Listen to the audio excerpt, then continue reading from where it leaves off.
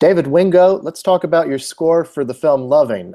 You've worked with Jeff Nichols quite a few times, I think on all of his movies, if I'm not mistaken. Uh, so what was going into this film? What were your ideas for the score? Yeah, I've worked on all of his films, but Shotgun Story is his first one. His Okay. brother, Ben Nichols, did that, and he's in the band Lucero, and he's done the end credit songs for all of Jeff's movies. So, but anyway, that's just an aside. This movie, the idea for this one versus his others was that I've worked on. The main difference was, so we've always had orchestral elements in all the scores. There's always been strings, Take Shelter, and Mud. We had to do, it was low budget, so we had to do sort of on the cheap, but we was also surrounded by other elements, more contemporary elements, guitar, samples, synth, same with Midnight Special. And this time was the first time that we knew just that he was wanting to make this really feel like a real classic. So we knew that the score, at least Mildred and Richard's themes, the like main love themes, and then also the kind of melancholy theme when they had to leave home, were going to be just orchestral. It was just going to be strings and brass because we wanted to feel like it could have been from any time, because he wanted the story to kind of have a universal feel and not be grounded in necessarily present day sounds. So that was one big thing in how we approached it. Okay, so there's a lot of different elements that would go into this score. I mean, there's the fact that it's a period film, it's a romance, it's set in the South and in DC, covers a lot of time. So let's start with just expressing the romance of it. How did you do that in the score? Yes, that was always when Jeff first talked about the movie to me, it was always talking about it as first and foremost a love story. That was really how he was approaching it.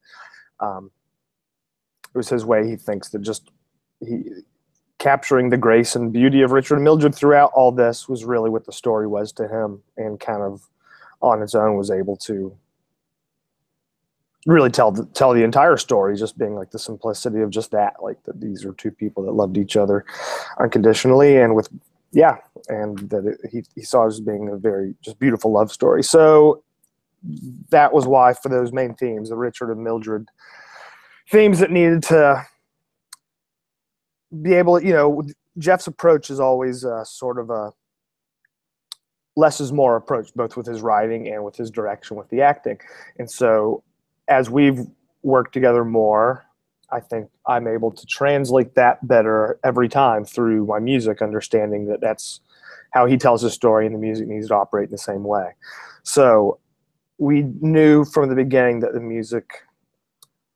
their music, the kind of their world's music, not because then there's a whole other theme that is like the tension music when they're away, and the fear and peril that they live in, the music that would have to capture that. But as far as the romance music, the love music, their themes just needed to, like I said, feel timeless and feel not necessarily contemporary, and just feel like something that was elemental in that way, and could just really capture the simple grace and beauty of them and their relationship, and without being at all sentimental about it, and without being frilly about it, and a lot of bells and whistles, and just have it.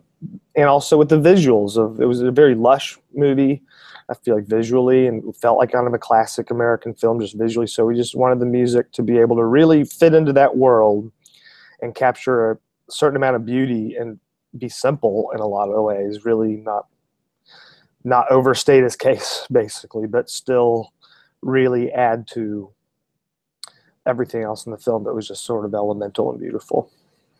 So then how did you do that? I mean, there is a subtlety to the music that I think keeps it from being like the made-for-TV movie version of this, shall we say. How do you avoid hitting all of the, let's say, obvious emotions while still conveying this love story? I think it's about paring everything down to the essentials, honestly. And that's a lot of what it always is working with Jeff. I've loved that about working with him. And it's something I had to learn to do through I think with Take Shelter and Mud, for example, the first two films of his I worked on, there was a lot of me turning in stuff and him being like, I like this and I like that, but let's strip it back down. Let's get it back down. And so I think with Midnight Special really started understanding that and learning that let's get a few key elements that are really, for him, capturing what the movie is about. They really add to what he's trying to do with it and letting those speak for themselves. And it's kind of like if you're cooking a meal, you know, not overdoing it with ingredients, not trying to get too fancy with it all. Like, let's take a couple of the essential things that make, if you're cooking a steak, you're gonna salt and pepper it and get a good piece of steak and cook it the right amount of time. We're good to go. I feel like it's sort of that thing. Like, let's not get too don't overthink it. Just you know, there could have been times where I could have had like a really sort of a fanciful violin solo that comes in over the music, but at this point I know, no, that's not what that's not what he's going to want. That's going to be too much. That's going to be too on the nose, leading the audience too much into this. It's like, just let it be. Jeff likes a lot of just musically, he just likes a full lush sound and tone rather than to have it go a million all over the place, sort of. And that was something I learned on Mud as well. Like, he always was, there was a time where he's like, I really just want to hear this French horn spot here. So I kept trying these like melodic French horn lines, and he kept being like, no, I don't, that's still too much. And it wasn't until we just had a horn player just play a long note. He's like, perfect. It's like, oh, he literally just wanted the sound of a French horn, and it was perfect. It kind of gave it, it's coloring. A lot of the time with Jeff, it's coloring with sounds and tones in a lot of ways, but not making ambient music. It's not just a wash of sound. We're still writing music. Not that I make ambient music all the time. I'm not saying that's not music, but writing a song. We're writing a song that has movements to it, but just really paring it down to the bare essentials, I think, is the key. Right. And in terms of conveying the time and place, 1950s Virginia into the 60s, can you talk about conveying that period and that place? Yeah, that was something that we didn't usually. We do think of the music in terms of regionalism, especially with Mud. We certainly did, and this time we didn't, because it was more of he was wanting to tell this in a more universal way. I think it was important to the story of them and what the story is about and what they were going through was about. This wasn't about trying to set this as if it was just a complete time and place thing. Although, because it's something that's, you know, elements of what was happening to them are obviously still happening today and here and everywhere else. Wanted to make it sort of just universality of their love and of anyone's love in these situations. And so I think in that regard, we wanted to stay away a little bit from basing it so much in a sense of place. Yeah. It does give it more a sense of immediacy, I think, you know, like there's not that emotional barrier, I guess, in saying like, well, that's the kind of thing that would happen back then, as opposed to, you know, it feels like it's happening now, I guess. Exactly. Yeah, exactly. Obviously, yeah, this, you know, was coming. Jeff was writing this, I think, when the LGBT gay marriage debates were going on. And so that was certainly something that was being, obviously had to know that. And then, of course, the Loving case was cited in the Supreme Court decision on it. So, yeah, didn't want to just make it a time and place thing.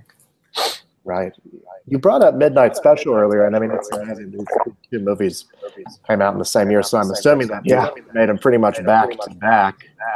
Can you talk? And they're so different in terms of style, genre, tone.